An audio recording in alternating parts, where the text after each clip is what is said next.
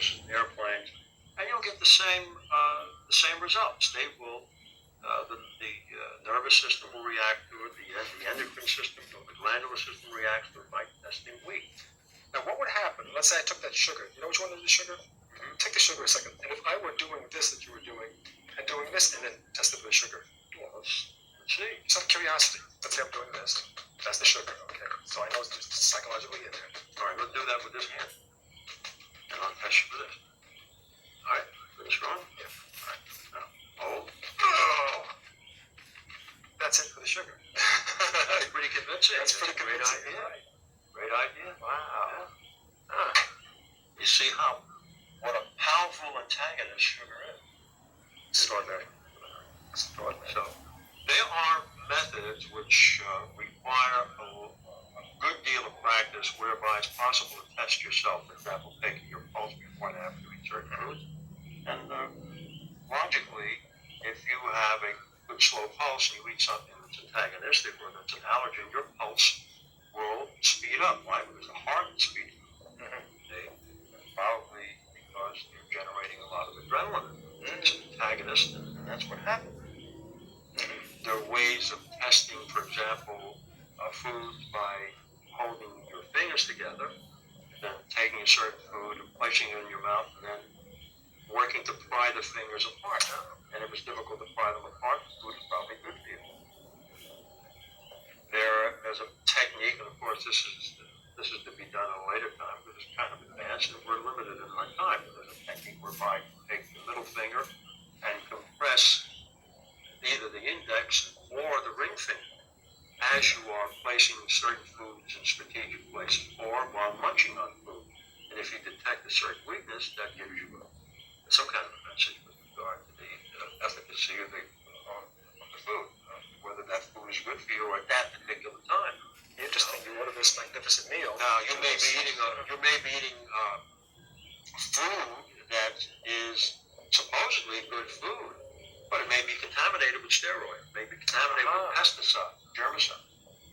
So next time that's a good warning. Next time I'm in a restaurant, if I test like this, I give it back to them. I say, look, this has pesticides, this has germicides, this has steroids. This has MSG in it. And MSG. Wow. Are there other techniques that are similar to this?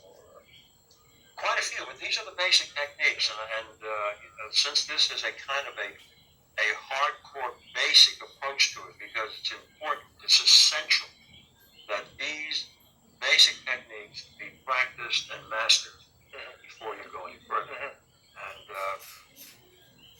they have universal application. So basically, to food, to noises, to sound, inhalants, chemicals, music, people. I have to laugh. I mean, let me test myself next to you. So in other words, I'd walk in a person, I'd go like this and see. Well, I'll tell you what. Well, later, it's possible to have you place your hand on a person and I test you for it, see what kind of electricity it is. So let's say you may be attracted to an individual for whatever reason. Let's say people are usually attracted to either people physically or perhaps their energy. You may be attracted to them, and all of a sudden you may test weakly. It's possible. Boy, that would probably disappoint a lot of people. But perhaps if they listen to themselves, though, when they test it weakly. My mother was an attractive person, but I was allergic to it. Really? So, as far as these things, should people go on and say, with everything they do, they should just test themselves? For example, it's possible just to mention that person's name. You know, you have a client, you want to find out what the relationship is like. You test them, they'll give you a strong indicator muscle, and you say to them, okay, now I'd like to think your relationship with your mother. Think of your relationship with your father. Think of being loved. Now they test weak for thinking of being loved, then what? Well, then we find out what the source of it is. Go back and investigate early childhood, maybe even a previous life. So this is fantastic diagnostic. To find out where the problem perhaps originated, or with whom it originated, or with what situation it originated. And then it's possible to go further with this into an area where, what we call the hypnokinesiology, where it's possible to alleviate and ameliorate discomfort, phobias, fears, other fears, and sensitivities to past life experiences, people in the present time,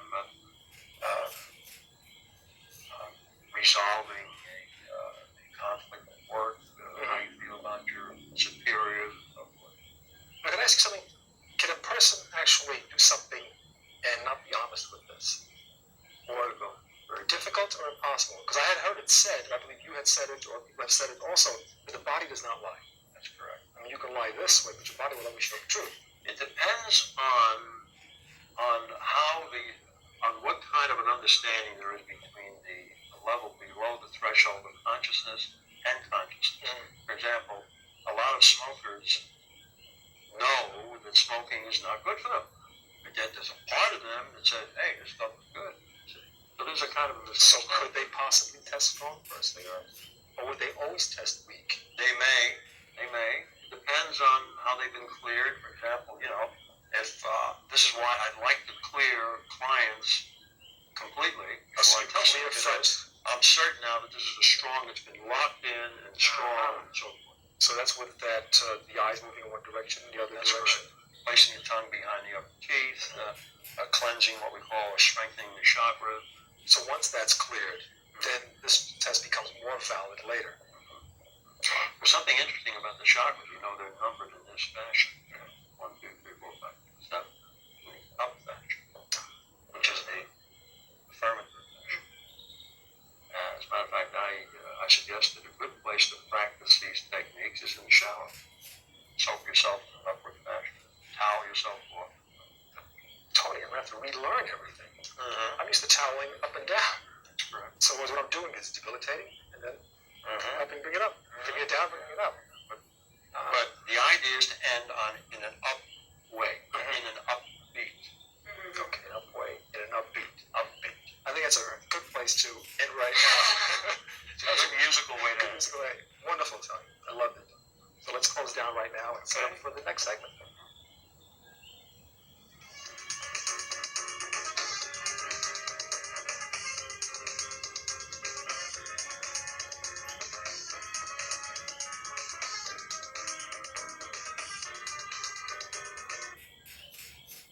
Okay, Tony, what are you going to do now with Sydney? Have you ever noticed how people in distress usually will do this kind of thing? Yeah, I do that. Massage protuberances. There's probably a good reason for that, because these protuberances, which are, of course, the frontal area of the cranium, are just above this valley that is above the eyebrows. And by massaging those protuberances, it sets off a chemical in the brainstem, which in turn generates chemicals that are relaxing to the brain, to the body. Very likely something like serotonin or endorphins. At any rate, I'd like to demonstrate how that works. Sure. And there are ways also of empowering or making it even stronger. Sydney, what I'd like you to do is to focus on a distressful event, something that is of distress to you or has been, which you would like to ameliorate or make nicer. And in doing that, use all of your senses to recreate that on some kind of a large screen. See the event, the experience, hear it, become involved with it, adjust it so that it's just the way it is to you. And when you think you have that, let me know.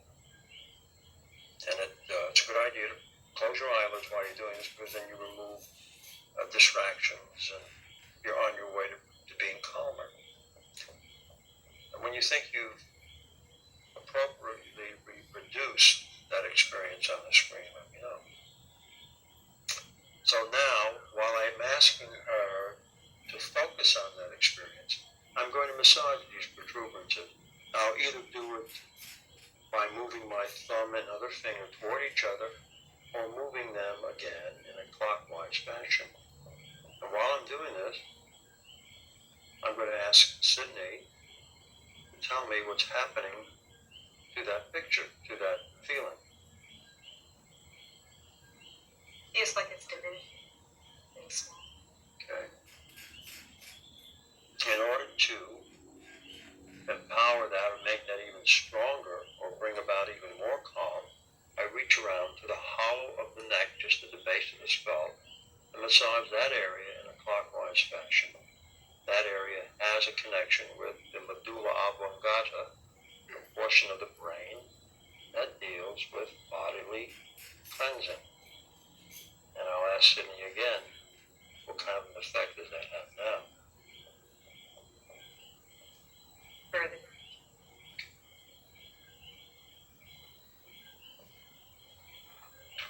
That's simple. Where do you exactly massage in the back? This area of the skull is called the occiput. It houses the area that helps us to see, the visual cortex. Just at the base of the skull, there's a hollow, like the center of the back of the neck. And just by very gently massaging that area in a circular fashion, you will bring about a total body cleansing. Okay. So if you combine those two, Feels good. it empowers that. Doing it to yourself or doing it to other people. And does it make a difference whether it's the left hand in the back or the right hand? I like to use my left hand since it is our power side to massage the medulla. Okay. I find that works better for me. And it does work better for my client and whomever I do it with. Now I'm noticing something. I'm massaging this clockwise on me. But if I'm going in this direction, it would be counterclockwise on the front. Does that make a difference? Because clockwise here would be counterclockwise here. It only makes a difference with the face of the person, and that's it. No, it doesn't make any difference. Really. So this could be clockwise, and it would have no effect on this. And just see how you feel. You know, if you just explore, experiment with all kinds of movements, as I was suggesting before when we were introducing the cross-crawling exercise, I mentioned that in addition to humming, imagine that you're looking at a clock and rotate your eyes clockwise and counterclockwise, and so that what you're doing is further reinforcing this communication between the hemispheres. So the same thing will happen. So I think it's this. So try it the other way and see how you feel versus the other way, whichever's more effective. So you can alleviate tension so quickly. That's correct. I mean, people go to, I don't want to mention medical doctors, but medical doctors. They go to mention the medical doctors, and they give these pills, they prescribe this stuff, or these pains, and these tensions, and these problems, and people can just sit here and do this, and perhaps they can alleviate a lot of it. There are many, the Japanese call them tsubos, acupressure points, meridians, the Chinese refer to on the body. They are, actually those meridians and tsubos are where the meridians intersect. And on occasion, those become gridlocked or blocked, and by massaging those areas, we unblock and permit the energy again to flow freely, or as they permit the chi, or chai, as the Chinese refer to it, or the Japanese call it sijo, so forth. It's creating the It's a opening. kind of a shiatsu, or acupressure, it creates this opening. Fabulous. There's another technique that is an extension of this and even stronger because it incorporates this as well as something else. And you remember previously, in a previous segment, I strengthened Sydney by making a figure eight on the front of her body. And we're going to get her now to create a figure eight by moving her feet and her head and breathing in a certain fashion. Now, what we'll do, since I find this to work better than 90% of my people, this particular position works better. Left ankle over right ankle and right wrist over left wrist. So we'll do that first. So Sydney, just place your left ankle over your right ankle. And to get your right wrist to go appropriately over, that's you place your hands together and move the right hand over, clasp them and move them in. Like so. So now that you're in what we call a kind of a figure eight. Notice that there's an eight here. See that? See that eight right there? Yeah. Okay. Oh, okay. Now, while you're in this position, what I'd like you to do is focus on another distressful situation. And again, use that same technique. See it on that screen. Using all of your senses. Adjust it so that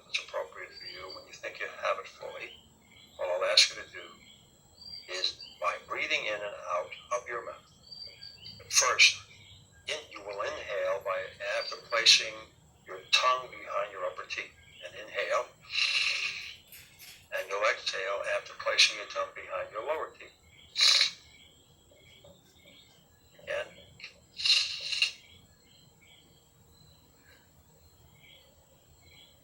And if you're breathing appropriately, each time that you inhale, you will be distending your abdomen.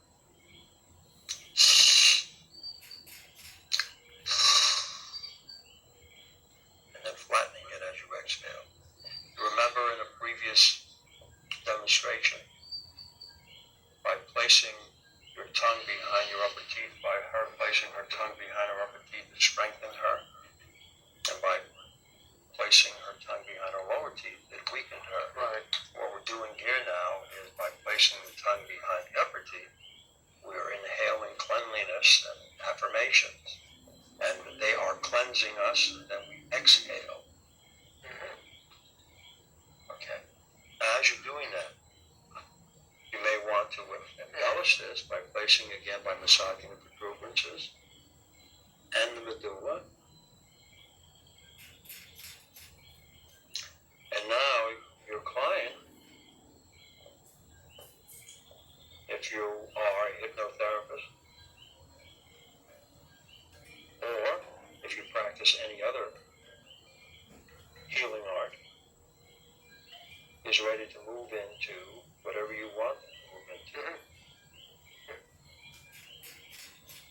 How do you feel, Sydney?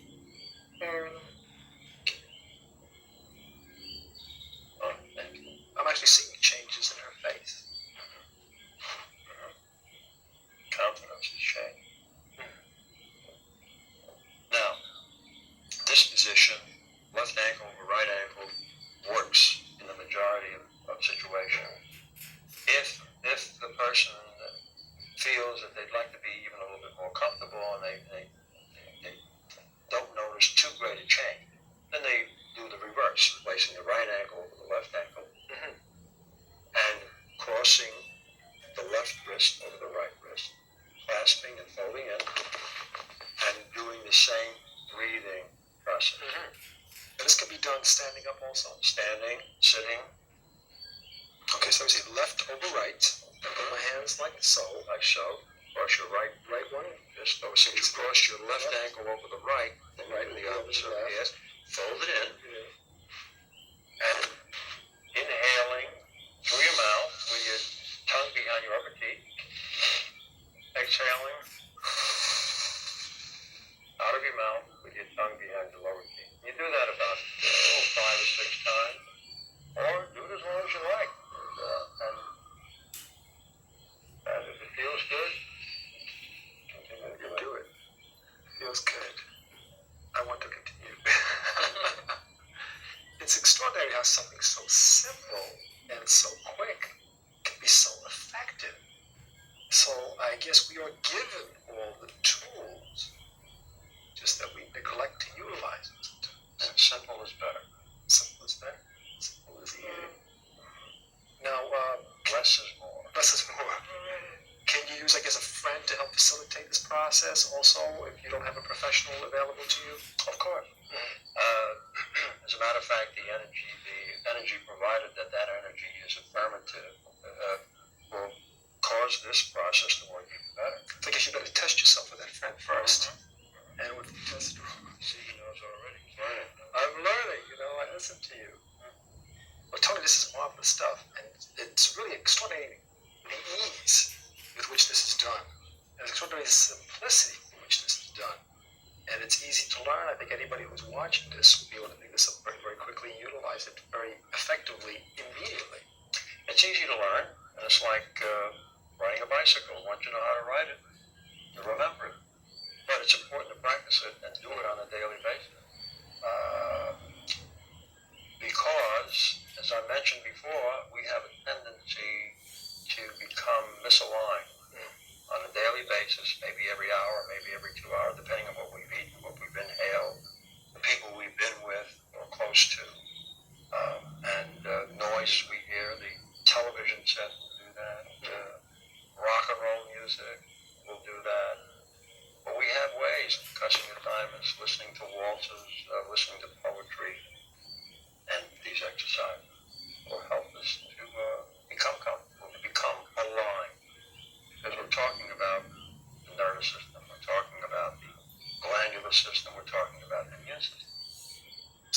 working together. Working together, opening up all the energies, clearing the blocks, turning on that switch, putting it on the on position, and become more effective human beings. Of course, because we will be unswitched. And thank goodness for that, because if we were consistently switched, we would know what it meant. Somebody who lives a life of continuous comfort doesn't know what comfort is. That's right. There's no contrast. Well, Tony, this is wonderful stuff, and I think this is a wonderful place to close down.